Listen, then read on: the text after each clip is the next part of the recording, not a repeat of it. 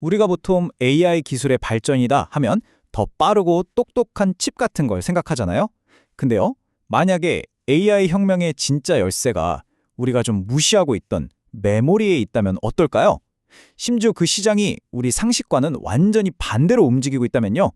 자, 바로 그 이야기를 지금부터 해보려고 합니다. 이 질문, 이게 바로 오늘 우리가 파헤쳐볼 역설의 핵심입니다. 아니, 상식적으로 효율이 좋아지면 덜 쓰는 게 맞잖아요? 근데 어떻게 정반대의 결과가 나올 수 있을까요? 이 질문에 대한 답에 AI 메모리 시장의 미래가 어쩌면 완전히 달려있다고 할 수 있습니다. 최근 구글이 터브컨트라는 기술을 발표하면서 시장이 아주 발칵 뒤집혔습니다.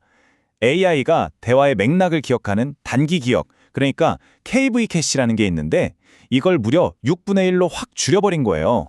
그러니까 투자자들은 딱 이렇게 생각한 거죠. 메모리가 6분의 1만 필요하다고? 그럼 반도체 회사들 망하는 거 아니야? 하지만 이건 완전한 오해였습니다. 자, 첫 번째 섹션, 바로 효율성의 함정입니다. 시장이 왜 이런 너무나 명백해 보이는 착각에 빠졌는지 한번 보시죠. 네, 맞아요. 시장이 두려워하는 건 딱 이겁니다. 얼핏 들으면 와, 진짜 그럴듯하잖아요? 근데 말이죠. 기술의 역사를 돌이켜보면 이런 단순한 예측이 맞았던 적이 거의 없습니다. 자, 그럼 두 번째 섹션입니다. 여기서 판을 완전히 뒤집을 개념이 등장하는데요. 놀랍게도 무려 150년 전에 나온 경제 이론입니다. 바로 제본스의 역설이라는 건데요. 이게 뭐냐면 1860년대로 한번 가볼게요. 그때 증기기관 효율이 엄청 좋아졌어요. 그럼 석탄을 덜 써야 정상이잖아요. 근데 웬걸 사람들이 와, 증기기관 싸졌네 하면서 여기저기 다 쓰는 바람에 석탄 소비량이 오히려 폭발해버린 거죠. 결국 효율이 좋아지면 가격이 싸지고 그게 새로운 수요를 만들어서 전체 파이를 키운다는 그런 얘기입니다. 진짜 재밌는 게 뭔지 아세요? 이 150년도 된 이론이 지금 최첨단 AI 기술에 그냥 딱 들어맞는다는 거예요. 우리는 이걸 제본스 플라이휠이라고 부를 수 있을 것 같아요. 효율성이 계속 돌고 돌면서 수요를 눈덩이처럼 불리는 거죠.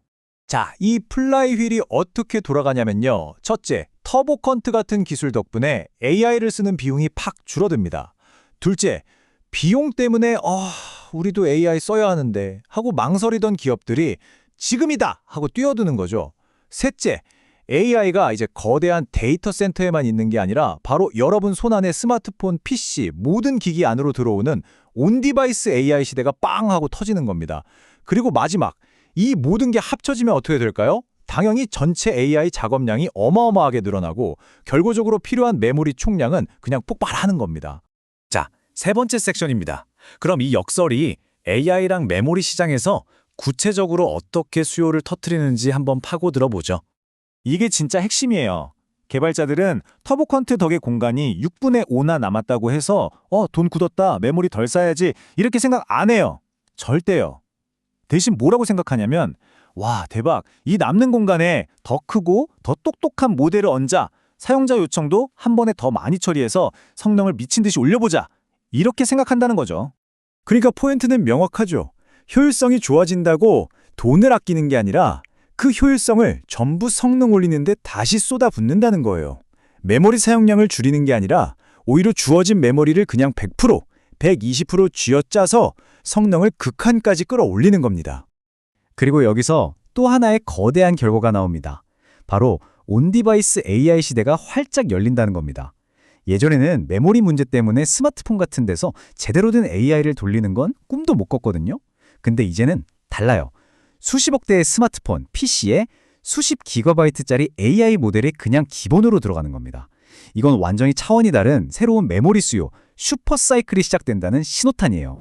네 번째 섹션, 두뇌와 도서관입니다. 그럼 이 메모리 폭발 시대에 돈을 벌 회사는 과연 어디일까요? 제가 두뇌와 도서관이라는 비유로 아주 쉽게 설명해 드릴게요. 자, AI를 아주 똑똑한 사람이라고 한번 생각해 보세요. 마이크론이 만드는 HBM 같은 메모리는요, 이 사람이 계산하고 생각할 때 쓰는 넓은 책상, 즉 두뇌 같은 거예요. 반면에 샌디스크가 만드는 낸드 플래시는 이 사람이 참고하는 온갖 지식이 담긴 거대한 도서관이라고 할 수 있습니다. 사람이 똑똑하려면 머리 회전도 빨라야 하지만 읽을 책도 많아야 하잖아요. AI도 똑같아요.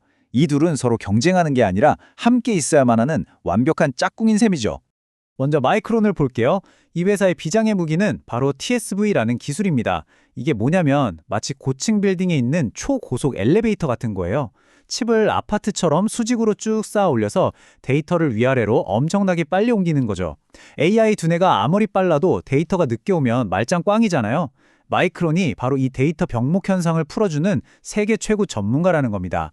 자, 이번엔 샌디스크입니다. 도서관을 맡고 있죠? 샌디스크는 CBA라는 혁신적인 건축 공법을 개발했어요. 기존 방식은 비유하자면 도서관에 책을 쌓는 서고란 사무실을 그냥 한 건물에 꾸역꾸역 같이 올리는 거였어요. 근데 CBA는 달라요. 서고는 서고대로, 사무실은 사무실대로 따로따로 최고로 잘 지은 다음에 마지막에 착 하고 합치는 겁니다. 결과적으로 성능이랑 집적도가 이전과는 비교도 안 되게 좋아졌죠. 자, 마지막 5번째 섹션, 역발상적 베팅입니다.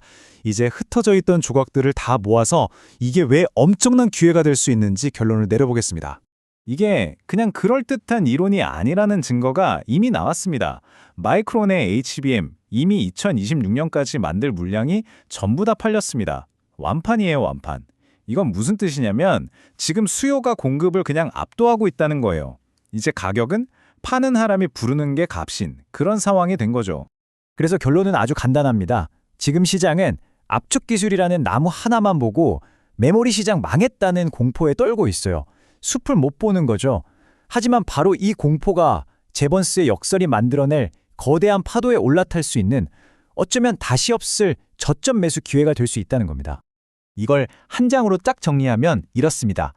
AI의 빠른 연산을 위한 초고속 작업대, 바로 마이크론, 그리고 모든 기기에 AI가 들어가는 시대에 꼭 필요한 거대한 도서관, 바로 샌디스크. 이 둘이 합쳐져서 완벽한 AI 인프라 포트폴리오를 만들고 있는 거고요. 지금 시장이 놓치고 있는 가장 확실한 기회가 바로 여기에 있다고 할 수 있겠죠. 오늘 이야기의 핵심 딱 한 문장으로 요약해 드릴게요. 시장이 지금처럼 압축 기술이라는 단편적인 부분만 볼 게 아니라 그 기술 때문에 오히려 데이터 전체 양이 폭발적으로 늘어난다는 이 큰 그림, 이 본질을 봐야 한다는 겁니다. 마지막으로 여러분께 질문 하나 던지면서 마무리하겠습니다. 지금 AI 골드러시라고 하잖아요. 모두가 반짝이는 곡괭이, 그러니까 GPU 칩에만 미친 듯이 열광하고 있어요. 근데 한번 생각해 보세요. 금을 캐고 또 그걸 저장하고 나중에 활용하기 위해 진짜 꼭 필요한 건 바로 땅이잖아요. 어쩌면 진짜 거대하고 오랫동안 지속될 AI 제국은 바로 이 메모리라는 땅 위에 세워지는 게 아닐까요? 한 번쯤 깊이 생각해 볼 만한 질문인 것 같습니다.